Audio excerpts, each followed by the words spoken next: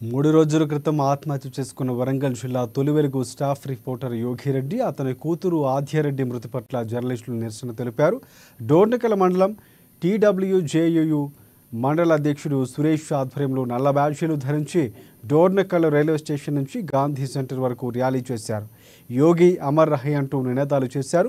ప్రభుత్వానికి ప్రజలకు వారధిగా నిలిచే జర్నలిస్టులు కూడుగూడు లేక దుర్భరమైన జీవితాన్ని సాగిస్తున్నారని వారన్నారు.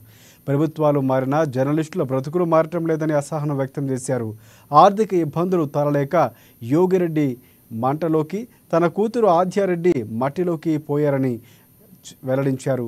యోగిరెడ్డి ఆత్మహత్యలు ఆయన ప్రభుత్వంలో చలనం రావాలని, మరొక జర్నలిస్టు చనిపోకముందే ప్రభుత్వం చిత్తశుద్ధితో జర్నలిస్టులకు ప్రభుత్వ స్థలంతో పాటు డబుల్ బెడ్రూమ్ ఇండ్లు కూడా మంజూరు చేసి సహకరించాలని వారు కోరారు. ఒక ఇంట్లో ఉండి రిపోర్టర్ గా పనిచేస్తూ కనీసం గత ప్రభుత్వాలు కూడా పట్టించుకోక, కాంగ్రెస్ ప్రభుత్వాలు కూడా కనీసం పట్టించుకోక, కనీసం అద్దె పంపలో ఉంటూ అద్దె ఇళ్లలో ఉంటూ రూమ్ రెంట్ వెళ్ళలేని పరిస్థితిలో నాకు ఒకటే నిర్ణయం అనుకున్నాడు. నేను బ్రతికినా గానీ నాకు ఈ ప్రభుత్వాలు నాకు మన విలేకరులు అనేటికి న్యాయం చేయవు, ఏ ప్రభుత్వం వచ్చినా న్యాయం చేయవు, ప్రభుత్వాలు వస్తుపోతున్నట్టే కానీ రిపోర్టర్ల బతుకులు ఇట్లా ఉంటాయి అంటూ ఆయన ఒక నిర్ణయం తీసుకున్నాడు. నాకు చాలా చర్యం అనుకొని తన కూతురు 9 ఏళ్ల కూతుర్ని